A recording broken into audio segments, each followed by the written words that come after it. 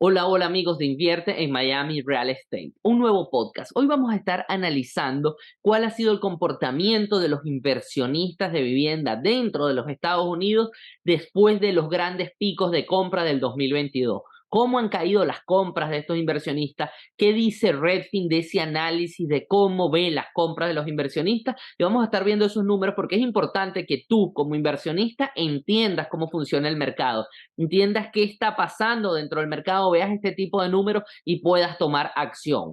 Como siempre, nosotros queremos traerte esa información para que tú tomes decisiones inteligentes. Muchísimas gracias por ver este podcast. Dale like, comenta, comparte y suscríbete a todos nuestros canales. Entremos a compartir pantalla a ver este artículo de Redfin, lo que nos trae. Dice: los inversores inmobiliarios retroceden y compran un 45% menos de vivienda que hace un año. Recuerden que estamos viendo la fotografía de hace un año cuando era el pico más alto de las compras porque las tasas de interés estaban muy bajas y estaban aprovechando todos los inversionistas de entrar en el mercado.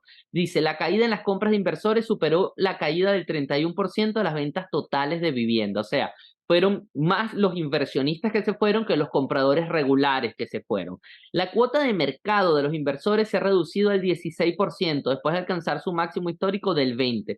¿Qué quiere decir esto? Que del 100% que compraban, de cada 100, 16 son inversionistas en este momento, pero en el 2022 era el 20%. Recuerden que era un mercado muy competido, con una guerra de ofertas, donde muchísimas personas, y sobre todo estos inversionistas, estaban entrando a comprar en cash y por eso tenían mucha más participación. Dice, los inversores también representan una porción menor del pastel de venta de vivienda, con un 8% de las nuevas viviendas en venta propiedad de inversores frente a un máximo del 13% a finales del 2021. Los inversores están gravitando hacia viviendas de bajo precio y viviendas unifamiliares, aunque las compras de viviendas unifamiliares por parte de los inversores disminuyeron año tras año debido al inventario limitado. Recuerden que el inventario está bien complicado. ¿Por qué? Porque la gente tiene tasas de interés muy bajas y no están saliendo a vender. Y los grandes actores de las compras de inversión, que por lo general son los institucionales, Open Door y este tipo de empresas, Blackstone, este tipo de empresas muy grandes, pararon por completo. Incluso han sido más las casas que han vendido en este principio de año que las que han comprado. La gente se pregunta, ¿pero están vendiendo porque no confían en el mercado? No. Han aprovechado este momento para vender porque los precios están altos y tratar de salir de propiedades que para ellos implican más mantenimiento, y están tratando de comprar casas más nuevas o guardando ese cash para que cuando bajen un poco las tasas de interés, o comprando a los constructores, porque las casas de los constructores para ellos son mejores porque necesitan menos mantenimiento. Dice, la participación del mercado de los inversores y las compras de los inversores se redujeron más en Phoenix, Las Vegas y otras áreas metropolitanas del Sunbelt, ya que esos lugares experimentaron un auge durante la pandemia. Aquí podemos ver en este gráfico cómo venían ellos comprando en el 2022. Aquí estamos viendo que estaban, cómo aumentó la compra de ellos hasta más de un 120% de lo que era normal, y aquí se redujo en un menos 45%. Aquí podemos ver en la crisis del 2008, luego del resto como venían comprando de manera muy normal. Aquí vemos cuando se declaró la pandemia y vemos los comportamientos. Cayeron en los primeros quarters del 2020 con pandemia, luego subieron cuando bajaron las tasas de interés y nuevamente se retrajeron. Dice, esto según análisis de Redfin, los registros de los condados de 39 áreas metropolitanas. Aquí podemos ver cómo es la cantidad de compras que hubo en números para el 2023. El segundo quarter del 2023 fueron 50.347 transacciones. Vemos el mismo comportamiento aquí en el pico. Yo por lo general le traigo los gráficos que tienden a ser lo más interesante.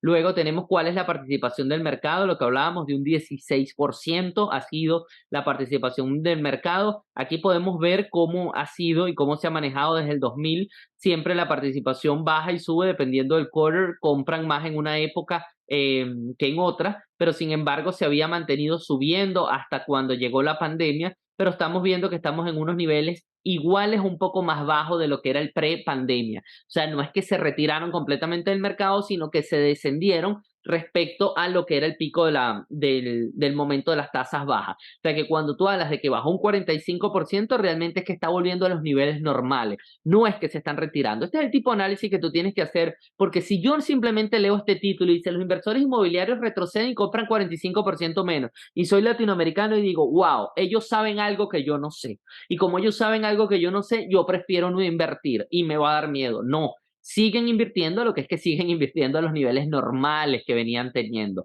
No es que se han retirado del mercado.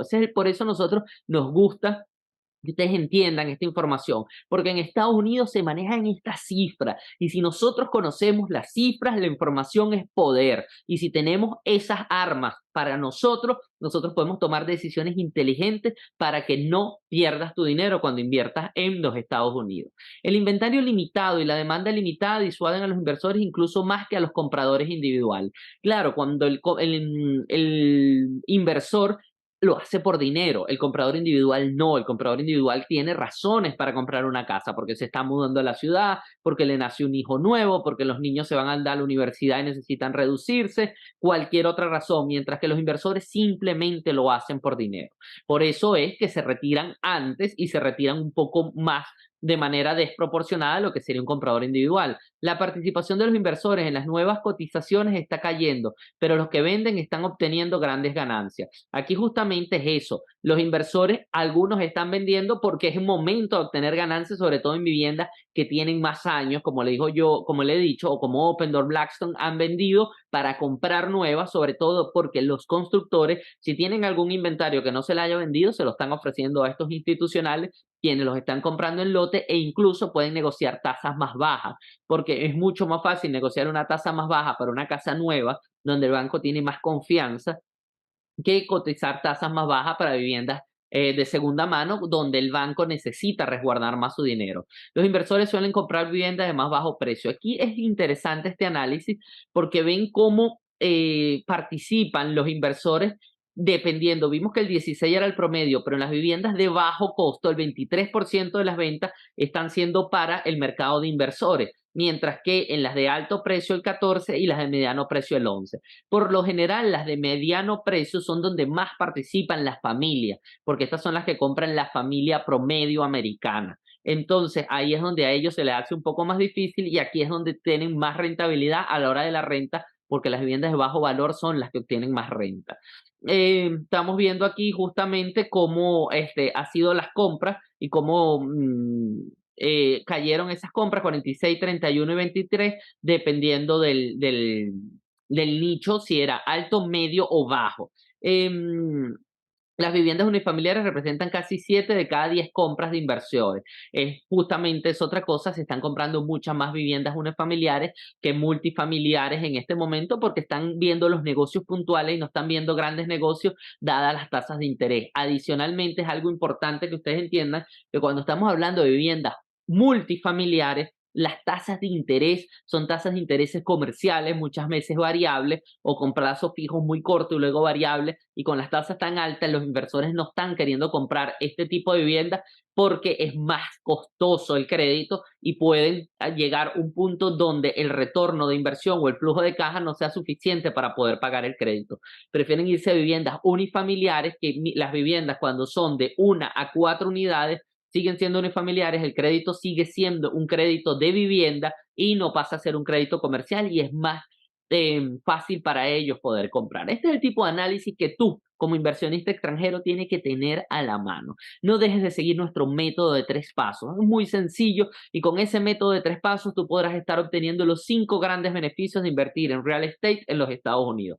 Método de 3 pasos. Haz clic en el link que está debajo del video y podrás tener una llamada con nosotros. Allá hay un calendario, podrás tener una llamada con nosotros, con mi persona, para darte una asesoría gratuita de 15 a 30 minutos en el cual podrás entender un poco cómo se encuentra el mercado y cuáles son tus oportunidades. Segundo, no dejes de hacer nuestro curso totalmente gratuito. Es un video curso sencillo donde puedes entender cómo invertir en real estate en los Estados Unidos. Y tercero, no dejes de hacer una llamada con nuestro agente financiero. Si tú sientes que estás en tu momento de comprar, agenda esa llamada y al agendar esa llamada, ellos te dirán si estás en el momento, cuáles son tus oportunidades de financiamiento. Recuerda que los extranjeros pueden financiar viviendas en los Estados Unidos y si no estás en el momento te dicen qué es lo que tienes que hacer para poder llegar allí.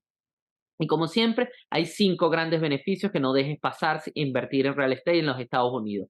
Flujo de caja, cuando cobras la renta tienes flujo de caja, esa misma renta va a pagar la casa, eso es abono a capital, tienes desde el punto de vista fiscal también puedes hacer deducciones que esa ganancia que obtienes de forma legal no vayas a pagar impuestos, tienes opciones sucesorales que te permiten proteger ese dinero de tu país trayéndolo a Estados Unidos y que no pagues impuestos sucesorales si te asesoras de la manera correcta y por último, la gran ventaja, la tranquilidad y la seguridad de invertir en un país como este. No dejes de darle like, comentar, compartir y por supuesto suscribirte a cualquiera de nuestros canales, ya sea YouTube o si nos estás escuchando por Google Podcast, iVoox, Spotify o iTunes. Muchísimas gracias. Invierte en Miami Real Estate porque tú puedes. Que tengas un feliz día.